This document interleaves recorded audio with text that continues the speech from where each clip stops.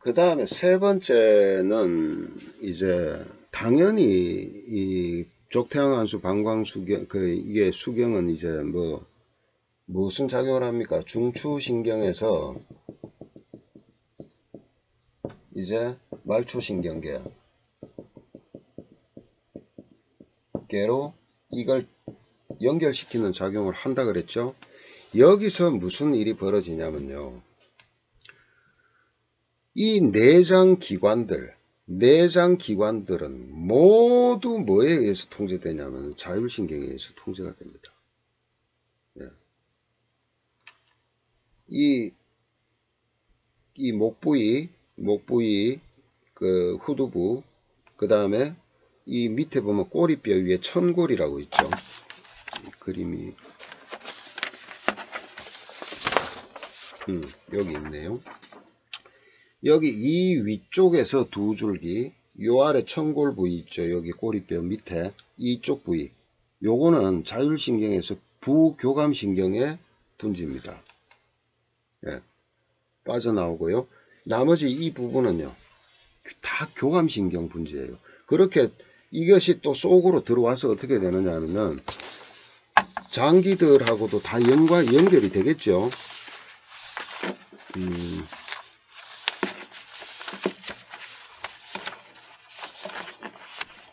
이게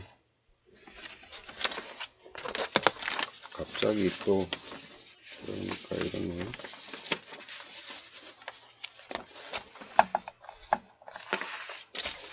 들었냐.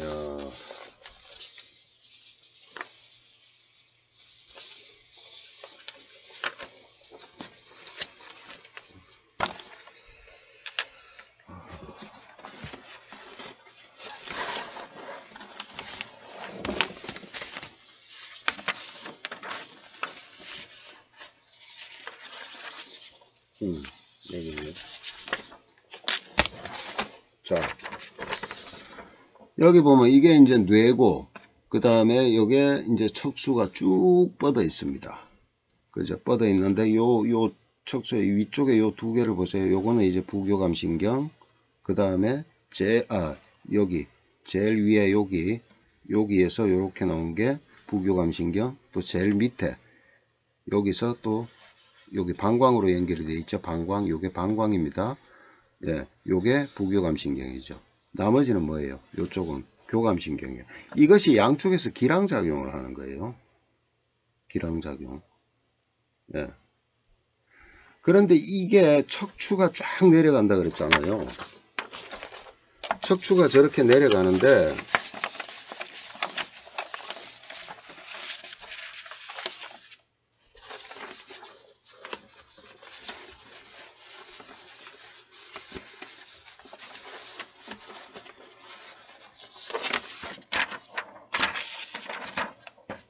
이 척추와 척추 사이에 하얀 부분, 요게 신경이 빠져나오는 겁니다.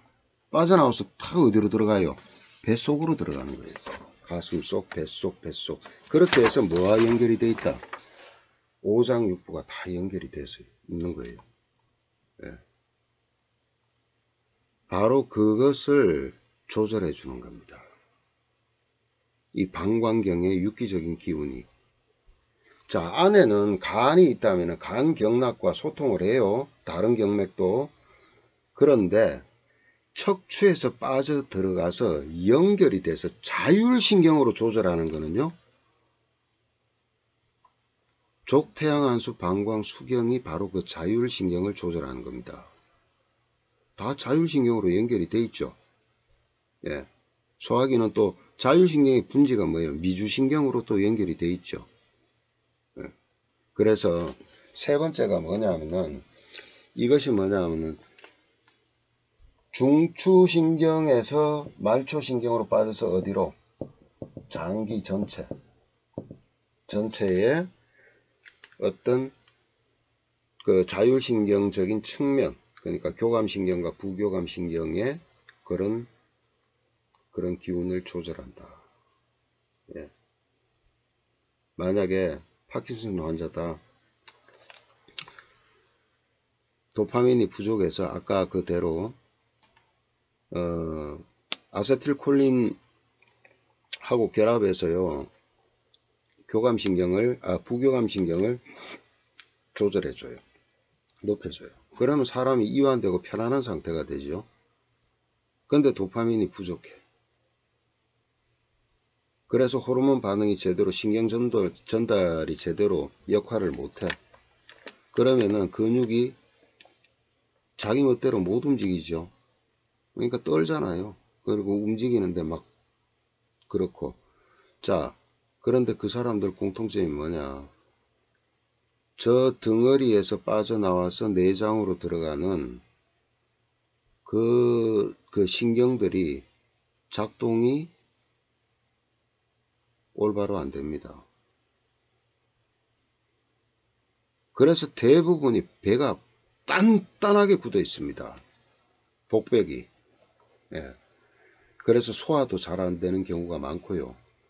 그 다음에 방광의 오줌 조절 같은 것도 잘 안 되는 경우가 많고요. 그러니까 전체적으로 무슨 일을 벌리냐면은 장기에 뭐를요? 정상적인 기능도 둔하게 만들어요.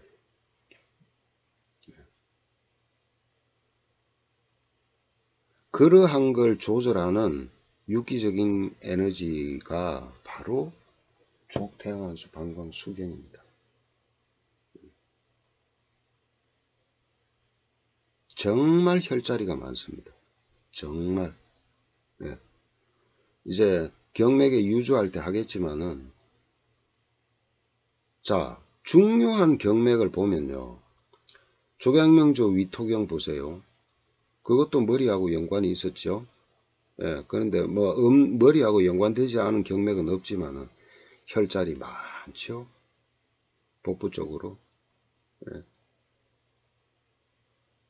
족태양 방광수경이 제일 많죠. 혈자리가 제일 많은데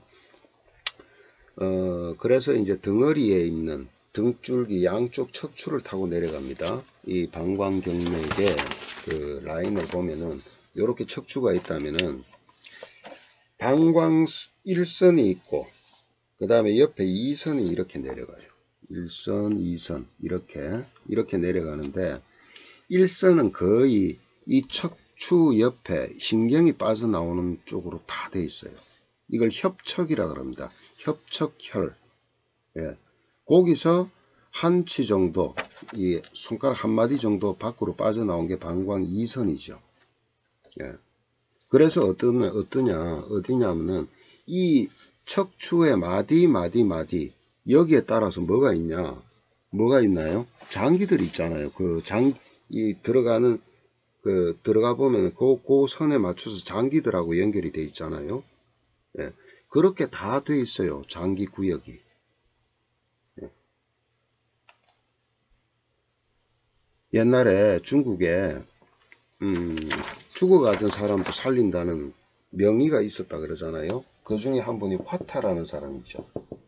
화타. 이 어른이 침 놓는 자리가 있습니다. 어디냐면 바로 그 협척혈이에요. 협척혈. 예. 그래서 화타 협척혈이라고 그래요. 이걸 기혈로 분류를 하는데 이 화타 협척혈에 침을 놓는 이유가 뭐겠습니까? 전부 중추신경에서 빠져나오는 그 신경 분지를 자극해서요. 내장기관을 다 활성화시키는 방법이에요. 네. 그리고 그 한의사분들이나 또 약침하시는 분들 아시겠지만은 덩어리 배수혈 놓을 때요. 방광 1선에 방광 2선 쪽으로는 별 효과 없습니다. 반드시 어디를 놓습니까?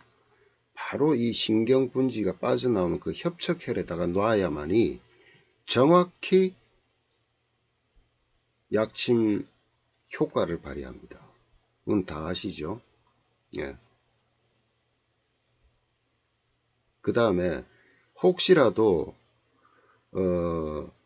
불임 쪽으로 그 하시는 분들, 잘 하시는 분들이 있을지 모르겠습니다만은, 불임 쪽이나 그 다음에 뭐 이제 그 남자든 여자든 저 생식기 부분에 이상이 있는 사람들, 주로 신유혈 밑으로 해서 대장류 이런 쪽으로 그 많이 쓰실 겁니다. 그때 뭐를 씁니까? 예, 구두침을 하지요. 침을 꽂고 뜸을 뜨는, 전부 다 협착혈을 써야 돼요. 예, 그래야만이 효과가 제대로 나타납니다. 제대로. 다만 그 침의 깊이나 이런 것들은 잘 조절하셔야 되겠고, 어설프게 해서는 되는 게 아닙니다. 예, 그런 것들은 전문가들이 하시는 일이고, 예, 어쨌든 이 협착혈을 쓰는 이유 중에 하나가 바로 중추신경과 그 중추신경에서 빠져나오는 말초신경의 기능을 더 높이는 거예요. 그런데요, 침이라는 것, TCM이라는 것은 어떤 원리를 가지고 있습니까? 말초지, 말초. 말초 중에서도 예를 들어 피부를 탁 침을 자극을 주면 어떻게 돼요? 이게 신경이 전도돼서 어디로 갑니까? 뇌로 가잖아요. 뇌로. 예, 뇌로 가면 뇌에서 반응을 또 이쪽에다가 전해야 되죠. 그러면 이때 무슨 반응이 일어나요? 호르몬 분비가 일어나죠. 예, 그 다음에 그 해당 부위에 뭐가 작동을 해요? 뇌와 교신을 통해서 스스로 치료 기전의 발전을 발동하죠. 이게 침의 원리인 거 다 아시잖아. 그죠? 그런데 저것이 또 경락을 자극을 해서 제일 처음에 프리모 시스템 할 때 뭐라 그랬습니까? 저 경락 작동이 일어나면은 저기서 아드레날린이 분출이 된다 그랬잖아요. 그거는 소광석 교수 팀의 얘기고, 아드레날린만 되는 게 아니에요. 아세틸콜린도 나오지. 당연하지. 자율신경이 조절이 되는데. 예. 근데 핵심적인 게 뭐예요? 그때 그 프리모 관 시스템을 통해서 뭐가 분비가 된다 그래요? 줄기세포. 예. 줄기세포가 작동을 해서 재생시키는 작동이 일어나는 것이 어디에서 일어난다고요? 경맥 속에서요. 예. 그러니까 침물 작용으로도 그런 게 미세하게 일어나겠지만은 무슨 작용으로? 그게 결국은 뭐예요? 그 안에 있는 육기적인 기운을 조절하는 겁니다. 예. 그러니까 저 육기적인 기운을 조절하는 것은 시스템적으로 조절하는 것이고, 어떤 특정 부위에 침을 딱 놔서 그 혈자리에 그걸로 인해서 어떤 경맥의 어떤 한 부분을 자극한다. 네, 그것은 그 순간의 일시적인 거예요. 일시적인 겁니다. 그러니까 육기 기운을 조절하는 그런 그 시스템적으로 조절하는 그 방법은요, 오행의 상생상극이 다 적용이 돼야 돼요. 예. 그 적용하는 방법이 뭐냐? 그걸 갖다가 터득해서 세상에 내어놓으신 분이 사암이었고, 사암도인이었고, 그걸 흔히 말로 사암침법이라 그러지만은 뭐라고 다른 얘기를 합니까? 오행침법이라 그러잖아요. 오행침법. 오행의 상생상극을 활용해서 그죠? 하는 거고, 그것은 한 경맥에서 일어났지만은 그것이 모경에서는 상생을 받고, 또 관경 반대 경맥에서는 그걸 받잖아요. 그런 것들을 조절해야만이 뭐가 된다? 육기적인 기운이 발현이 되는 겁니다. 네. 그러니까 제가 어떤 생각을 늘 가지냐면요, 동양의학을 먼저 해야 되는 건지 동양 철학을 먼저 해야 되는 건지 모르겠어요.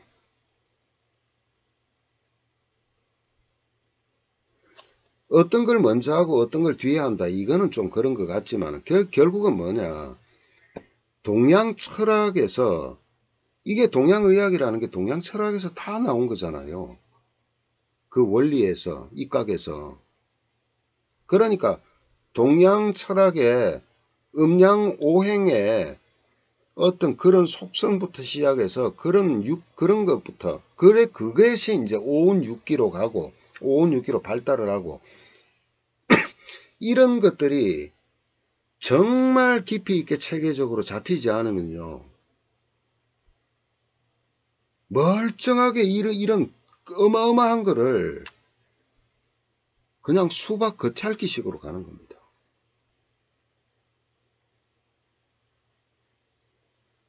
계속해서 연구가 돼야 되고 더 많이 발전이 돼야 되겠지만은, 그러니까 막 어디 가면은 나 치만방으로 뭘 한다, 그거 야, 치만방으로 통증 하나 바로 잡을 수는 있어요. 그게 다 해결이 된 게 아니라는 거예요. 아니라는 거죠. 예. 그러니까 족태양한수 방광수경을 이렇게 설명하면요, 이런 어떤 이치하고 접목해서 얘기를 하면요, 과연 이걸 제대로 인식할 사람이 얼마나 될까요? 받아들이고. 그러면 뭐가 돼야 돼요? 실질적으로 그러한 케이스에다가 적용을 해서 만약에 된다면 어떻게 할 겁니까? 그죠? 그렇기 때문에 너무 단편적으로만 동양의학을 접하지 않았으면 싶고요. 그 다음에 막 만능주의가 많아요. 식품 뭐 어떤 거 하나 새로 나왔는데 이거 하나면 끝났다, 뭐 별의별 사람 다 옵니다, 저한테. 그런 건 없다.